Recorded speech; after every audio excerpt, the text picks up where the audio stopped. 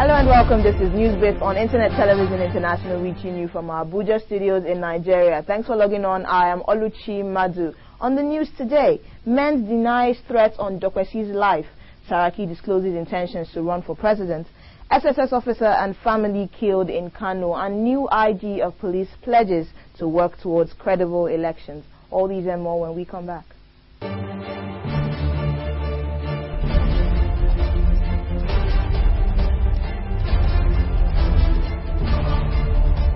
Kwara State Governor Bukola Saraki has informed President Goodluck Jonathan and Vice President Namadi Sambo of his desire to contest the presidential primaries of the People's Democratic Party. The separate meetings took place hours before the National Working Committee of the PDP summoned an emergency meeting of its National Executive Committee over the guidelines for the party's primaries.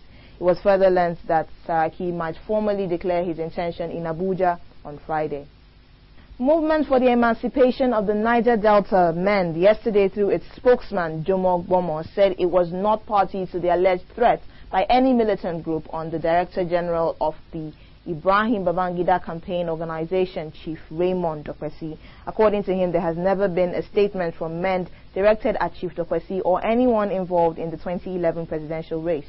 He said the group is apolitical and their focus remains fighting the injustice in the Niger Delta.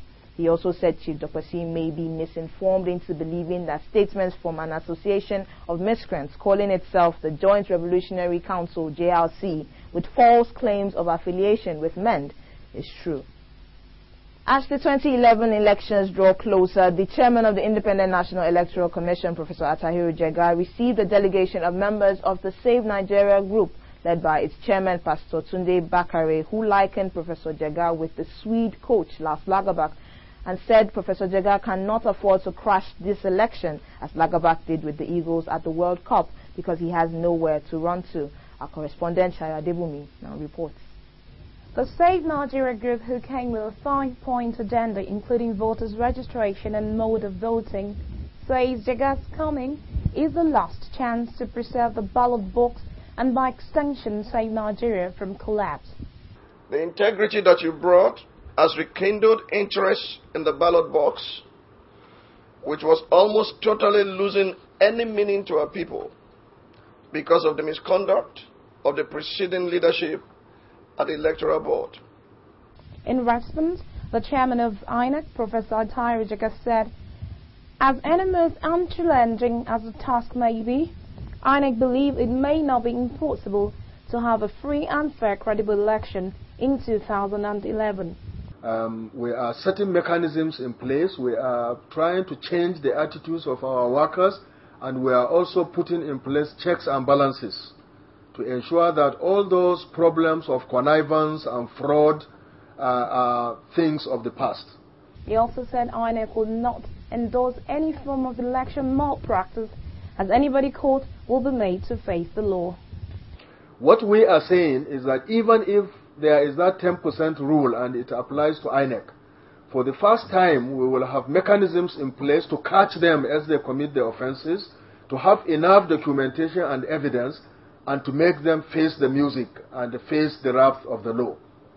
Reporting for Internet Television International, I'm Shayo Adebumi. The new Acting Inspector General of Police, Hafiz Ringim, said yesterday while taking over from former IGP Ubonna Onovo that the forthcoming general elections in 2011 will be conducted smoothly. Ringim also pledged to address the high rates of kidnap and armed robbery as well as religious clashes in the country. Earlier, Onovo said the one-year period of his leadership of the police was marked with social disturbances. Onovo said the Boko Haram crisis, in which hundreds of people, including policemen, were killed, broke out shortly after his appointment as IGP, and since then the police haven't had respite as a result of one crime or the other. The new IGP said the police will work in conjunction with the Police Service Commission and the Ministry of Police Affairs and other relevant agencies towards quick realization of strong and mobile police organization. An assistant director of the SSS, his wife, and 3 of their children were killed in the early hours of yesterday in Kano by unidentified attackers, while 2 other children escaped with injuries. Garba Bello, 54, was until his death an assistant director of the State Security Service in Sokoto. He was killed along with his 40-year-old wife Habiba. 2 daughters and son at their Gandu housing estate home around 1:35 a.m. according to neighbors and relations. The attackers gained entry into the family's house and killed 5 of the 7 members around for a yet-to-be-established motive, and they didn't take anything away according to the police. State Police Commissioner Mohammed Gana, who visited the house, told newsmen that the police suspected the culprits were hired assassins, partly because nothing was stolen from the house. He said investigations have started to establish the motives and find the killers. And that's it on Newsbits for today. Thanks for logging on. I am Oluchi Madu.